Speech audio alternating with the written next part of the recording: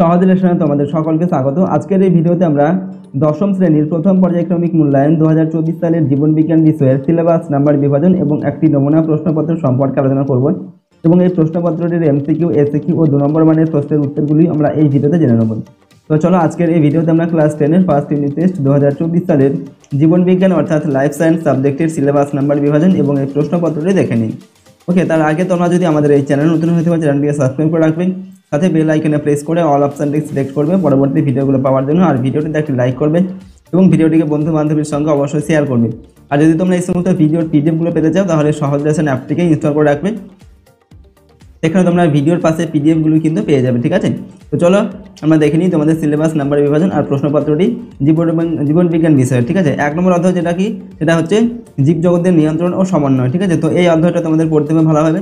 2 নম্বর হচ্ছে জীবনের প্রবাহ মানতা, কোষ বিভাজন এবং কোষ চক্র। তো 1 নম্বর এবং 2 নম্বর যে অধ্যায় তোমাদের রয়েছে জীবন বিজ্ঞান বিষয়, এই অধ্যায় দুটি তোমাদের প্রথম ইউনিট টেস্টের জন্য কিন্তু ভালোভাবে পড়তে হবে। ঠিক আছে, এবার দেখো কী ধরনের প্রশ্ন তোমাদের পরীক্ষা দেওয়া হবে। 40 নম্বরের তোমরা সাধারণত পূর্ণ মান দেওয়া থাকে এবং 1 ঘন্টা 15 মিনিট কিন্তু সময় দেওয়া থাকবে এই পরীক্ষার জন্য। এখানে তোমাদের প্রথম যে অধ্যায় রয়েছে এই অধ্যায় থেকে সাধারণত 5টি এমসিকিউ প্রশ্ন দেওয়া থাকবে আর দ্বিতীয় অধ্যায় থেকে থাকবে 3টি এমসিকিউ প্রশ্ন। টোটাল 8টি এমসিকিউ প্রশ্নের উত্তর লিখতে হবে, 8 থেকে 8 নম্বর। ঠিক আছে, যেগুলোর সঠিক উত্তর তোমাদের বেছে নিয়ে লিখতে হবে। এরপর এসে কি প্রশ্ন দেওয়া থাকবে, যেগুলো হচ্ছে সত্য মিথ্যা নির্ণয় করতে হয়, এক কথায় উত্তর লিখতে হয়। ঠিক আছে, শূন্যস্থান পূরণ করতে হয়, এই ধরনের প্রশ্ন দেওয়া থাকবে। টোটাল 9টা দেওয়া থাকবে, 9 একে 9 নম্বর। প্রথম অধ্যায় থেকে 5টি, পরের অধ্যায় থেকে 4টি। ঠিক আছে, এরপর 2 নম্বরের মানের প্রশ্ন তোমাদের লিখতে হবে 4টি, 4 দুগুণে 8 নম্বর। ওকে, এক্সট্রা প্রশ্ন কিন্তু দেওয়া থাকবে। ওকে, তোমাদের প্রথম অধ্যায় থেকে থাকবে 3টি লিখতে হবে আর পরের যে অধ্যায় 2 নম্বর সেখান থেকে 1টি লিখতে হবে। ঠিক আছে, টোটাল 4টি লিখতে হবে 2 নম্বর মানের প্রশ্ন। আর 5 নম্বর মানের প্রশ্ন লিখতে হবে তোমাদের 3টি, 3 5 15 নম্বর। প্রথম অধ্যায় থেকে 2টি আর দ্বিতীয় অধ্যায় থেকে হচ্ছে 1টি। ঠিক আছে, এখানে তোমাদের এক্সট্রা প্রশ্ন কিন্তু দেওয়া থাকবে। তো এরকমভাবে 40 নম্বরের প্রশ্ন কিন্তু তোমাদের প্রথম ইউনিট টেস্টের জন্য দেওয়া হবে, এখানে 1 ঘন্টা 30 মিনিট সময় দেওয়া থাকবে। ঠিক আছে, তো চলো আমরা একটি নমুনা প্রশ্নপত্র দেখে নিই কী ধরনের প্রশ্ন তোমাদের পরীক্ষায় দেওয়া হয়ে থাকে। দেখো এখানে প্রথমে 1 নম্বর দাগে দেওয়া আছে সঠিক উত্তরটি বেছে নিয়ে লেখো। 8টি প্রশ্ন প্রথমে দেওয়া আছে, প্রতিটা প্রশ্নের মান 1 নম্বর। 1 নম্বর দাগে দেওয়া আছে শ্বাসক্রিয়া নিয়ন্ত্রণকারী মস্তিষ্কের অংশটি হলো লঘু মস্তিষ্ক, সুষুম্না শীর্ষক, থ্যালামাস না গুরু মস্তিষ্ক। তো শ্বাসক্রিয়া নিয়ন্ত্রণকারী মস্তিষ্কের অংশটি হলো সুষুম্না শীর্ষক, অপশান খয়েরটা এখানে সঠিক উত্তর হবে।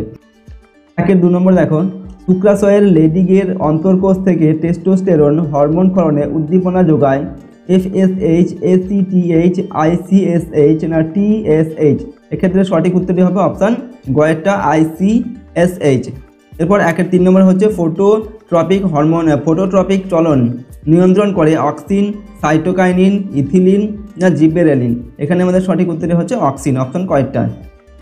4 নম্বর দাগে এখানে দেওয়া আছে অ্যাবডাক্টর। ঠিক আছে, অ্যাবডাক্টর পেশির উদাহরণ হলো ল্যাটিসিমাস ডরসি, ট্রাইসেপস, এরপর হচ্ছে পাইরিফর্মিস। ঠিক আছে, আর হচ্ছে ডেলটয়েড। তো এখানে সঠিক উত্তরটা হচ্ছে অপশান ঘয়েরটা হবে ডেলটয়েড। ঠিক আছে, এবার দেখো 5 নম্বর দাগে মাইটোসিসের যে দশায় নিউক্লিয়াসের পুনরাবির্ভাব ঘটে সেটি হলো প্রোফেজ, মেটাফেজ, অ্যানাফেজ না টেলোফেজ। সঠিক উত্তর হবে টেলোফেজ। ঠিক আছে, 6 নম্বর হচ্ছে নিচের কোনটি ডিএনএর গঠনগত উপাদান নয়, ডিঅক্সি রাইবোজ শর্করা, ইউরাসিল, থাইমিন, ফসফরিক অ্যাসিড। এখানে আমাদের উত্তর হচ্ছে ইউরাসিল হবে, অপশান খয়েরটা।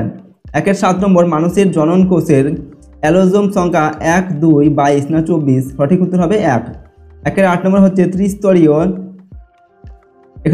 ত্রিস্তরীয় মেনিনজেসের দ্বিতীয় স্তরটি হলো পায়া ম্যাটার, ডুরা ম্যাটার, এরপরে হচ্ছে অ্যারাকনয়েড ম্যাটার না গ্রে ম্যাটার। সঠিক উত্তর হচ্ছে অপশান গয়েরটা অ্যারাকনয়েড ম্যাটার। ঠিক আছে, পরের প্রশ্ন 2 নম্বর দাগে নিচের প্রশ্নগুলির অতি সংক্ষিপ্ত উত্তর দাও। 1 × 9 = 9। প্রথমে দেওয়া আছে শূন্যস্থান পূরণ করো যে কোনো 3টি, 1 × 3 = 3। 2-1 দাগে দেওয়া আছে চোখে আলো প্রবেশ নিয়ন্ত্রণ করে ড্যাশ। উত্তর হবে এখানে আইরিস। ঠিক আছে, আইরিস চোখে আলো প্রবেশ নিয়ন্ত্রণ করে। এরপর 2 নম্বর হচ্ছে ড্যাশ কোষ বিভাজনে কোষ দেহের সংখ্যা বৃদ্ধি পায়। এখানে উত্তর হবে মাইটোসিন কোষ বিভাজনে কোষ দেহের সংখ্যা বৃদ্ধি পায়। 2-3 নম্বর হচ্ছে আয়োডিনের অভাবে ড্যাশ হরমোনের সংশ্লেষ ব্যাহত হয়। তো থাইরক্সিন হরমোনের সংশ্লেষ ব্যাহত হয়। ঠিক আছে, আয়োডিনের অভাবে। 2-4 নম্বর হাঁটুর অস্থি সন্ধি এক প্রকার ড্যাশ সন্ধি। উত্তর হবে কবজা। ঠিক আছে, হাঁটুর অস্থি সন্ধি হচ্ছে এক প্রকার কবজা সন্ধি। এরপর দেখো নিচের বাক্যগুলি সত্য না মিথ্যা লেখো, যে কোনো তিনটি লিখতে হবে। 1 × 3 = 3।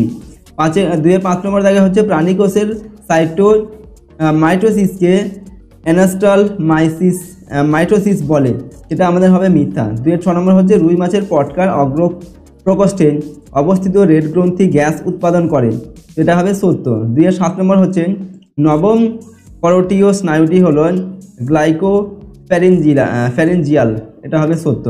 2-এর 8 হচ্ছে অক্সিন জীবের সুপ্তাবস্থা কাটিয়ে অঙ্কুরোদ্গমে সাহায্য করে, এটা হবে মিথ্যা। ঠিক আছে, পরের প্রশ্ন কি দেওয়া আছে, একটি শব্দে বা একটি বাক্যে উত্তর দাও, যে কোনো তিনটি। 1 × 3 = 3। 2-এর 9 দেওয়া আছে ইন্টারফেজের কোন উপদশায় ডিএনএ সংশ্লেষ হয়, উত্তর হবে এস উপদশায়। 2-এর 10 প্রথম জোড় দেখে দ্বিতীয় জোড়টির শূন্যস্থানে উপযুক্ত শব্দ বসান। এখানে দেওয়া আছে ডানার পালক, তার সঙ্গে দেওয়া আছে রেমিজেস। ঠিক আছে, এখানে লেজের পালকের সঙ্গে কি হবে সেটা আমাদের লিখতে হবে, এটা হবে রেক্ট্রিসেস। ঠিক আছে। 2-এর 11 হচ্ছে নোড এর পুরো কথাটি লেখো, উত্তর হবে নিউক্লিওলাস অর্গানাইজার রিজিয়নস। ঠিক আছে। 2-এর 12 নম্বর বিসদৃশটি বেছে লেখো, এখানে দেওয়া আছে সেরিবেলাম, এরপর হচ্ছে হাইপোথ্যালামাস, এরপর হচ্ছে পন্স, আর হচ্ছে মেডালা অবলঙ্গাটা। ঠিক আছে, তো এখানে যেটা বিসদৃশ সেটা হচ্ছে হাইপোথ্যালামাস। পরের প্রশ্ন দেখো 3 নম্বর দাগে নিচের প্রশ্নগুলির সংক্ষিপ্ত উত্তর দাও, যে কোনো 4টি লিখতে হবে। প্রশ্নের মান 2 নম্বর করে, 4 2 8 নম্বর দেওয়া আছে। তো 3-এর 1 দেওয়া আছে হরমোন ও স্নায়ুতন্ত্রের দুটি পার্থক্য লেখো। তো হরমোন আর স্নায়ুতন্ত্রের পার্থক্য কি? 1 নম্বর পার্থক্য হচ্ছে হরমোন উদ্ভিদ ও প্রাণী উভয় দেহেই, ঠিক আছে, হরমোন ক্রিয়াশীল, আর উদ্ভিদ শুধুমাত্র প্রাণী দেহে স্নায়ুতন্ত্র ক্রিয়াশীল। হরমোনের কাজ মন্থর এবং সুদূরপ্রসারী, আর স্নায়ুতন্ত্রের কাজ দ্রুত এবং তাৎক্ষণিক। ঠিক আছে। প্রশ্ন, মিয়োসিসকে হ্রাস বিভাজন বলে কেন? উত্তর হবে উদ্ভিদ ও প্রাণী উভয় ক্ষেত্রেই পুং এবং স্ত্রী গ্যামিটের নিউক্লিয়াস মিলিত হলে ক্রোমোজোমের সংখ্যা দ্বিগুণ না হয়ে অপত্য কোষগুলিতে জন্মদাতা কোষের ক্রোমোজোম সংখ্যার অর্ধেক হয়ে যায়, তাই মিয়োসিসকে হ্রাস বিভাজন বলেন। 3-এর 3 নম্বর হচ্ছে অ্যামাইটোসিস কোষ বিভাজন কাকে বলে? উত্তর হবে যে পদ্ধতিতে মাতৃকোষের নিউক্লিয়াস ও সাইটোপ্লাজম সরাসরি বিভাজিত হয়ে দুটি অপত্য কোষ উৎপন্ন করে, তাকে অ্যামাইটোসিস কোষ বিভাজন বলে। এরপর হচ্ছে এর স্থান কি অ্যামাইটোসিস কোষ কোথায় দেখা যায়? উত্তর হবে অ্যামাইটোসিস কোষ বিভাজন ব্যাকটেরিয়া, ইস্ট, অ্যামিবা ইত্যাদিতে দেখা যায়। পরের প্রশ্ন হচ্ছে 3-এর 4 নম্বর গমনের দুটি উদ্দেশ্য লেখুন। তো 1 নম্বর হচ্ছে খাদ্য সংগ্রহের জন্য প্রাণীরা এক স্থান থেকে কোনো স্থানে গমন করে। 2 নম্বর হচ্ছে আত্মরক্ষার তাগিদে এক স্থান থেকে আরেক স্থানে গমন করে। 3 নম্বর উপযুক্ত বাসস্থানের জন্য স্থানান্তরে গমন করে। 4 নম্বর হচ্ছে প্রজনন প্রক্রিয়া সম্পন্ন করার জন্য স্থানান্তরে গমন করে। ঠিক আছে, প্রজনন প্রক্রিয়া সম্পন্ন করার জন্য কিন্তু এক স্থান থেকে অন্য স্থানে গমন করে। 3-এর 5 নম্বর হচ্ছে সাইন্যাপস কাকে বলে, এর গুরুত্ব লেখুন। আমরা লিখব দুটি নিউরনের সংযোগস্থল, যেখানে একটি নিউরন শেষ এবং অপর নিউরন শুরু হয়, সেই সংযোগস্থলকে সাইন্যাপস বা প্রান্ত সন্নিকর্ষ বা স্নায়ু সন্নিধ্য বলে। এরপর এর গুরুত্ব কিনা সাইন্যাপস স্নায়ু স্পন্দনকে এক নিউরন থেকে অপর এক নিউরনে প্রবাহিত করে। পরের প্রশ্ন দেখো 3-এর 6 নম্বর গুরু মস্তিষ্ক এবং লঘু মস্তিষ্কের দুটি পার্থক্য লেখো। তো এখানে আমরা লিখছি, দেখো এটা হচ্ছে গুরু মস্তিষ্ক, এটা হচ্ছে লঘু মস্তিষ্ক। 1 নম্বর পার্থক্য হচ্ছে এটি অগ্র মস্তিষ্কের অংশ এবং আকৃতিতে বৃহৎ, আর লঘু মস্তিষ্ক কি না, এটি পশ্চাৎ মস্তিষ্কের অংশ এবং আকৃতিতে ছোট। 2 নম্বর হচ্ছে গুরু মস্তিষ্কের প্রধান কাজ হচ্ছে প্রাণীর বুদ্ধি, চিন্তা, স্মৃতি প্রভৃতি নিয়ন্ত্রণ করা, আর লঘু মস্তিষ্কের কাজ হচ্ছে প্রধানত দেহের ভারসাম্য রক্ষা করা বা নিয়ন্ত্রণ করা। ঠিক আছে, এগুলো হচ্ছে 2 নম্বর মানের প্রশ্ন আমরা লিখলাম। এরপর হচ্ছে 4 নম্বর দাগে নিচের প্রশ্নগুলির সংক্ষিপ্ত উত্তর দাও, বিকল্প প্রশ্নগুলি লক্ষণীয়। প্রশ্নের মান 5 নম্বর করে, 3টি প্রশ্নের উত্তর লিখতে হবে। 3 5 15 নম্বর। তার 1 দেওয়া আছে ইউক্যারিওটিক ক্রোমোজোমের রাসায়নিক উপাদান সম্পর্কে লেখো, ক্রসিং ওভার কি? প্রশ্নের মান 3 + 2। সঙ্গে অথবা দিয়ে দেওয়া আছে মাইটোসিস ও মিয়োসিসের মধ্যে নিম্নলিখিত বিষয়গুলির ভিত্তিতে পার্থক্য লেখো। স্থান উৎপন্ন অপত্য কোষের সংখ্যা, মাতৃকোষের সাপেক্ষে অপত্য কোষে ক্রোমোজোম সংখ্যা, উদ্ভিদ কোষ ও প্রাণী কোষ যথাক্রমে কোন কোন উপায়ে সাইটোকাইনেসিস ঘটে। ঠিক আছে, উদ্ভিদ কোষে ও প্রাণী কোষে যথাক্রমে কোন কোন উপায়ে সাইটোকাইনেসিস ঘটে। 3 + 2 হচ্ছে প্রশ্নের মান। এবার 4-এর 2 নম্বর মানুষের চোখের লম্বচ্ছেদের চিত্র অঙ্কন করে অন্ধবিন্দু, লেন্স, কর্নিয়া এবং কোরের চিহ্নিত করো। ওকে, প্রশ্নের মান হচ্ছে 3 + 2। অথবা উদ্ভিদ কোষে মাইটোসিসের মেটাফেজের চিত্র এঁকে সেন্ট্রোমিয়ার, ক্রোমোজোমাল তন্তু, মেরু, ক্রোমাটিড চিহ্নিত করো। ঠিক আছে, প্রশ্নের মান 3+2। এরপর দেখো তারের 3 নম্বর, অ্যাক্সন ও ড্যান্ড্রনের মধ্যে একটি করে গঠনগত ও কার্যগত পার্থক্য লেখো। নিচের ঘটনাগুলি কী ধরনের প্রতিবর্তক ক্রিয়া নির্দেশ করে? ঠিক আছে, এখানে দেওয়া আছে ফুটবল খেলার দক্ষতা, চোখে ধুলোবালি প্রবেশে অশ্রুগ্রন্থির ক্ষরণ, মলমূত্র ত্যাগের অনুভূতি। প্রশ্নের মান হচ্ছে 2+3। এর সঙ্গে অথবা দিয়ে বলা হচ্ছে কৃষিক্ষেত্রে বা উদ্যানবিদ্যায় কৃত্রিম উদ্ভিদ হরমোনের 3টি ব্যবহারিক প্রয়োগ লেখো। ট্রপিক ও ন্যাস্টিক চলনের মধ্যে নিম্নলিখিত বিষয়ের ভিত্তিতে পার্থক্য লেখো। উদ্দীপকের যে ধর্ম দ্বারা প্রভাবিত আর হচ্ছে হরমোনের প্রভাব, এর উপরে পার্থক্য লিখতে হবে। ঠিক আছে, ট্রপিক আর ন্যাস্টিক চলনের।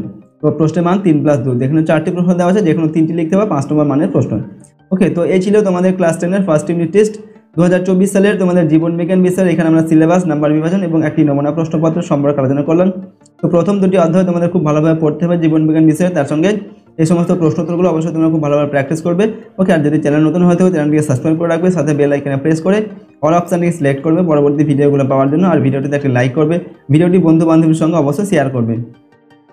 আর যদি সমস্ত ভিডিওর পিডিএফগুলো পেতে চাও তাহলে সহজ ভাষণ অ্যাপটিকে ফোনে ইনস্টল করে নেবে, সেখানে ভিডিওর পাশে পিডিএফগুলো দেওয়া থাকবে, সেখান থেকে তোমরা কিন্তু পিডিএফগুলো ডাউনলোড করে নিতে পারবে। ওকে, তো চলো আজকের এই ভিডিওটিকে আমরা এখানে শেষ করছি। সম্পূর্ণ ভিডিওটি দেখার জন্য অসংখ্য ধন্যবাদ।